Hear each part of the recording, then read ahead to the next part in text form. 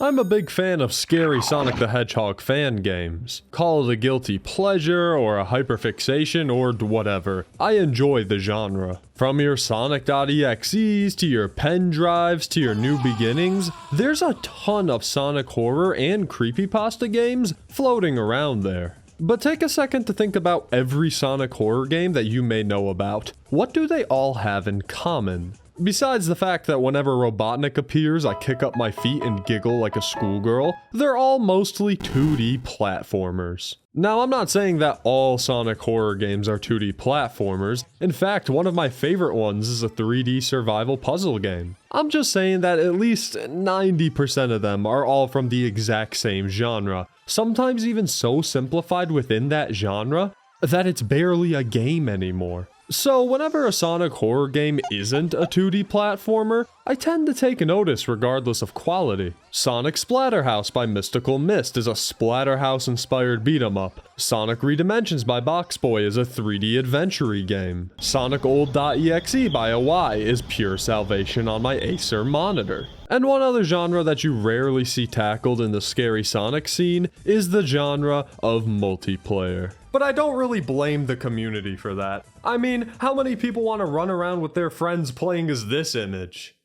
Don't raise your hand. Sonic.EXE multiplayer games, or Sonic horror multiplayer games, are things that exist.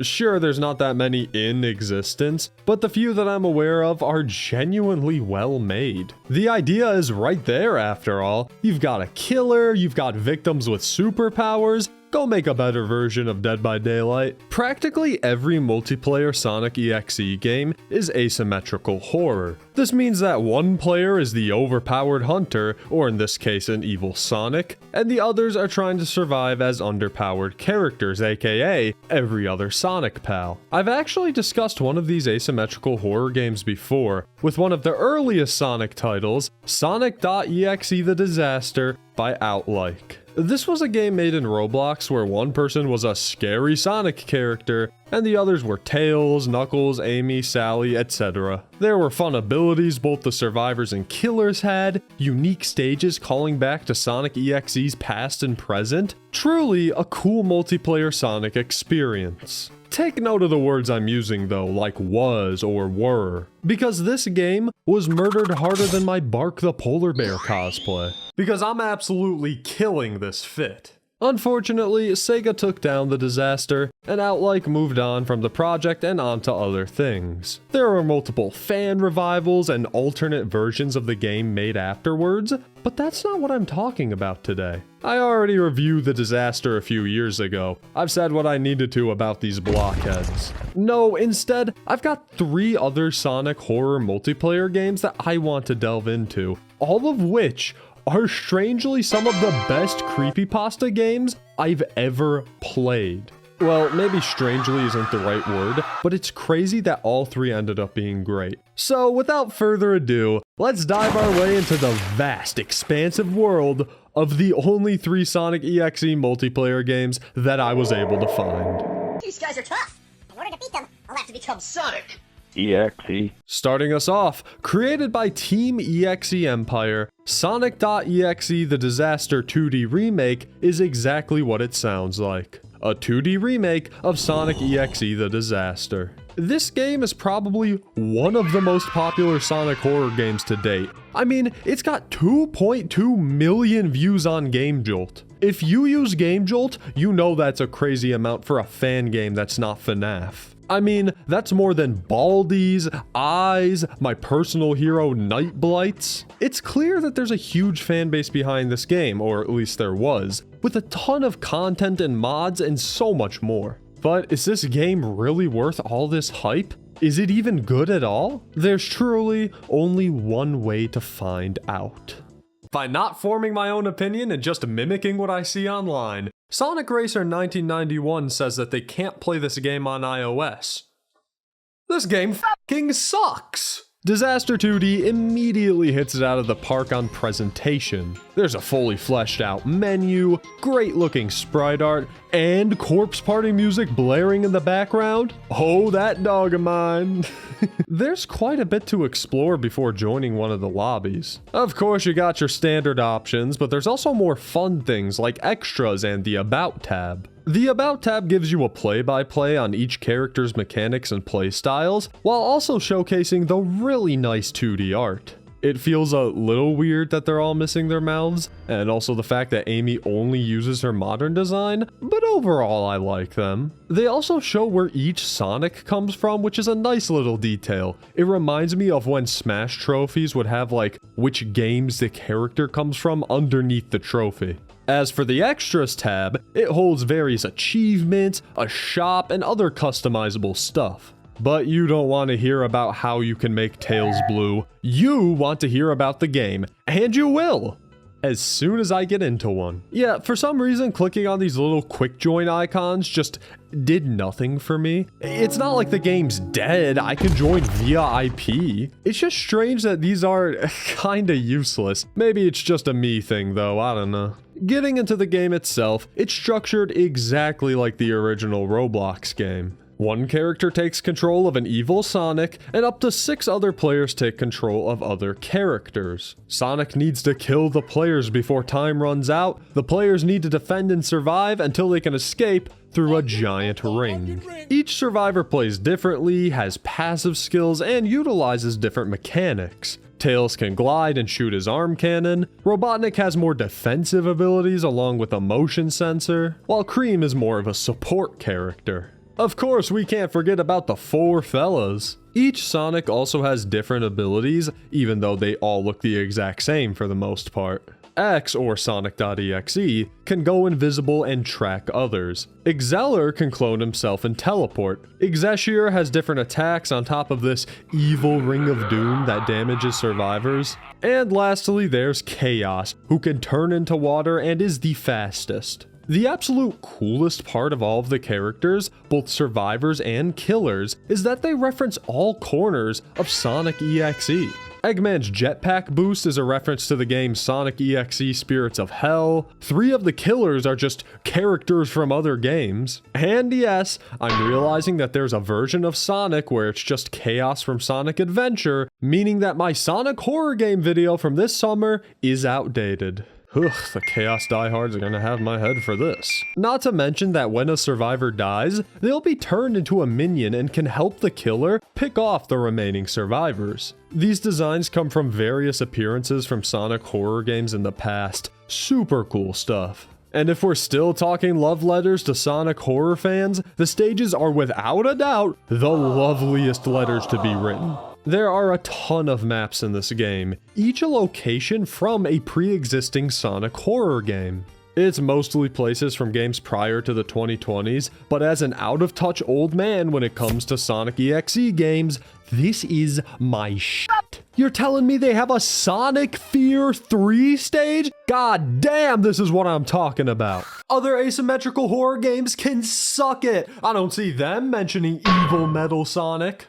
But not only are they levels from old Sonic horror games, but each stage has unique mechanics, gimmicks, and overall madness. This level, based on the infamous Eggman staircase, gets more complex and darker as you work your way down. Haunting Dream from the game Tails' Nightmare has hidden passages and similar obstacles to the game it was referencing. But my favorite one by far is Act 9, a dark level with slowly closing in walls that's a reference to Chinolin's Sonic and, by proxy, Sally.exe. Everyone's a silhouette, the map shrinks as the timer goes on, it just delves into insanity by the end, and I love it. Now, you probably have a good idea of how this game functions by now, but what about that 1/14 of the title that makes this game so unique? The biggest difference Disaster 2D has, compared to other Sonic multiplayer horror games, no, asymmetrical horror games in general, is the 2D nature of it. Now, it doesn't change things drastically, but there's a few things that I noticed. For one, I think it definitely led to better stages. These feel so much more fleshed out compared to the original game on Roblox, or even the next game I'll talk about, Outcome Memories. I mean, there's way less room you have to fill in a 2D game. Sure, the stages are huge, but it's a lot easier to add cool and wacky gimmicks to a flat 2D stage rather than a 3D arena. But a symptom of this is that it's a lot easier to take damage on these stages. When you're running away frantically in a 3D asymmetrical horror game, you can pretty much see where you're going. It's a lot less likely that you're going to run into a stage hazard. But in a game where you're in a big 2D battle zone full of lava pit spikes and chuckles over here, and you're only able to see a few feet to the left or right, you're bound to take damage way more. Sure, you could take some hits and be revived once, but I saw my teammates absolutely drop during some games. And yes, maybe I was one of those teammates at times. And that about sums up my thoughts on Sonic.EXE, the Disaster 2D. It's definitely tailor-made for Sonic horror fans, and honestly, a pretty cool multiplayer 16-bit experience. You know, I think they got those 16 bits from the 16 bits of code that hold this game together.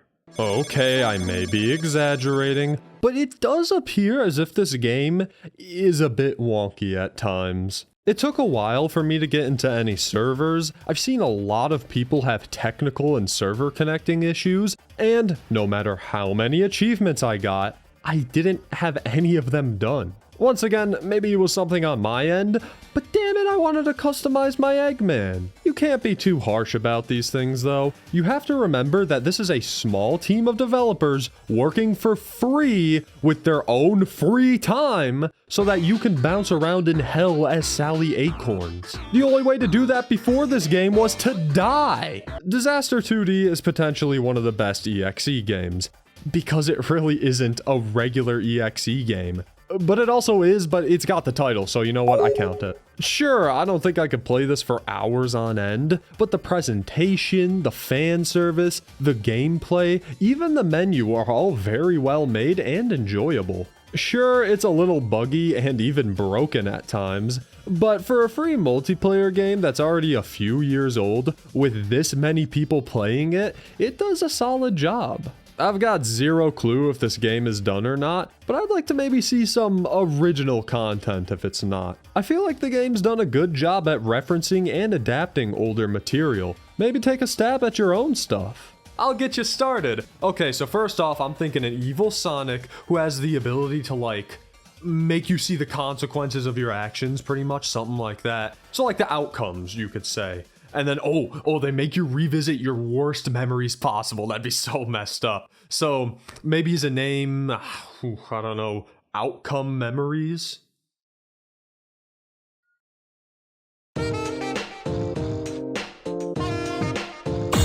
Released on July 25th of 2025 and owned by Sabi, Outcome Memories is yet another Roblox asymmetrical horror game based on Sonic.EXE and other Sonic horror projects. Don't get it mistaken, it's not a remake to the Disaster like 2D was or even a successor. Outcome Memories is doing its own thing, and goddamn has it been working. I haven't seen a Sonic horror game get attention like this in forever. It's to the point that I'm seeing non-EXE fans talk and play this. They never play things like this, especially regular Sonic fans. They fucking hate us. I mean, as of writing this, the game has 20,000 plus players. That is insane. I know asymmetrical horror is really popular on Roblox, but still, seeing this as a Sonic horror fan, I love seeing it succeed. Not to mention that whole solo survivor trend on social media that broke past the game's audience, but I'll mention that later on. But first, what is Outcome Memories exactly? Well, one character takes control of an evil Sonic, and up to 6 other players take control of other characters. Sonic needs to kill the players need to defend and survive until they can escape through a giant ring. I think I've heard of that before. Oh, Dragon Ball: The Breakers! Yes, this game has a similar gameplay loop to other multiplayer Sonic.EXE games, but there's so many differences and other aspects that makes this game its own. Let's start with the lobby. It's a lobby, alright. It doesn't really need to be much because of how fast you go from lobby to game, but I'm glad they put some effort into it. And of course there's the standard settings in AFK mode, but you also have a pretty expansive shop to explore. Here you can buy accessories, alt colors, whole skins, emotes, and eventually more characters, I think. There's only one killer as of writing this video, and it says he's free, so that leads me to believe the others will cost Sonic doubloons. Anyways, the customization in this game is incredible. Ever play a multiplayer game with cosmetics, and then most of them just suck or are way too subtle? Yeah, in Outcome Memories, you can just straight up turn into the Roaring Knight. That's an extra 5 Sonic points to this game. Speaking of characters, the lineup here is pretty solid. It's the same roster as the Disaster 2D minus Sally, with 2 new additions, Metal Sonic and regular Sonic. I feel like I never see a playable Sonic in EXE games. He's either trapped and betrayed for 1,000 years as X, or he's just not acknowledged whatsoever. Each survivor once again has unique abilities and passive skills, but now there's a lot more depth to how these skills work. For example, Sonic has a peel out ability that not only lets him zoom away, but pick up a survivor. He also can't pick up Eggman because, I don't know, he's just really fat. I mean, come on, come on. Metal Sonic only has 1 life, so to make up for this, he has a self-repair ability. But if he self-repairs near Eggman or Tails, it'll increase how fast he heals up. Not only are these solid abilities that make the survivors stronger, but it's just so cool that all of their mechanics interact with each other like this. They could have easily just made the abilities one note, but the devs obviously put a lot of thoughts into how these abilities could function. And if you're wondering who my main is, of course it's Eggman. I mean, he can shield up, run away like a wimp, be bright purple, also be my sweet charming prince. Do I need anything else? And of course, with cool survivors comes a cool executioner, singular. There's currently only 1 killer in the game, 2011X, also known as X or Sonic.EXE. Besides being fast and having a basic attack, 2011X does have a few abilities up his sleeve. Invisibility, which increases his speed and lets him teleport to nearby survivors. A charge attack, which lets him fly towards survivors to stun and damage. God's Trickery, which forces players to remember how the blue and orange lines work in Undertale. And the big one, Rage Mode. As 2011X gets stunned by survivors, his rage meter here on the side fills up. Get that full, activate rage mode, and go crazy. You've got faster running, stronger attacks, you're stunned for less time. It's basically just a stats boost mode that you'll most likely need to win. Allow me to explain. In a game like Disaster 2D or even the original Disaster, the Executioner has the advantage. In Outcome Memories, as long as the survivors stick together, they will shred through Pink Eye Hall like it's nothing. I should know, I got picked as this bastard 4 times in a row and got bullied by a bunch of kids on Roblox. It was the most humbling experience of my life. I feel like once other executioners come out, it might not be this one-sided toward the survivors, but Cream and the gang can really beat your ass if you aren't careful about it. Oh yeah, that's another thing. There are still so many characters planned for this game. This video might even be outdated by the time it's posted, as Blaze and Silver are planned as survivors, with Fleetway Supersonic, Colossus from the Disaster, and a retake on Tails doll named Tripwire as executioners. Not to mention that the Outcome Memory staff has tons more planned for future updates. We're literally only in version 0.1. There are so many more things to look forward to. Hell yeah, we're getting Fang, and Infinite, and Shadow, and the Chaotix, and... Is that Honey the Cat? This might be the best game ever made.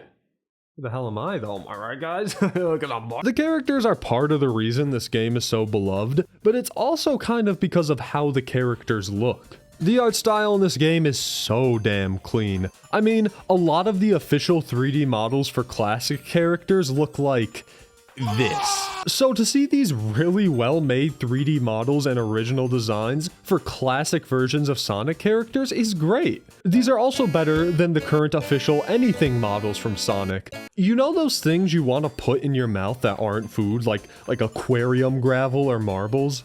Yeah, that's these 3D models. They look so delicious. The executioners look great too, but 2011X just looks a little off to me. I'm not sure why. I'm not a big fan of his model. As for the stages, they're pretty alright. X's castle is probably my favorite, being this giant gothic vampiric castle. Not Perfect is pretty fun too. I like to jump off the ledge in front of the killer sometimes. They never see it coming. Green Hill is okay, albeit a little bland, and You Can't Run just pisses me off. I'm always getting lost in this map. There's so many corners where you can get your ass beat. And also, I got stuck this one time, and it was a little embarrassing. It's not a bad map per se, but it definitely is the least favorite of the bunch for me.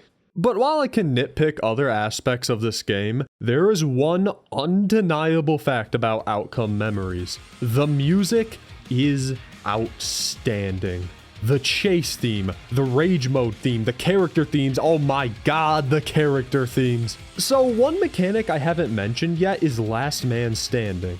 When one survivor is left, the time limit increases and the survivor gets a certain buff. And each survivor has a special theme that plays during this segment, and they're all so good. Eggman's Cracked Empire, Metal Sonic's Dead or Alive, Tails' Friends No More. Oh, don't get me started on Friends No More. Congested editing Toadbup here. I just want to add that I re-listened to all the themes, and I'm not the biggest fan of the Amy one. I just want to have one negative opinion in here. Yeah, that's right, I could be negative. Watch me fucking kill this child in front of you.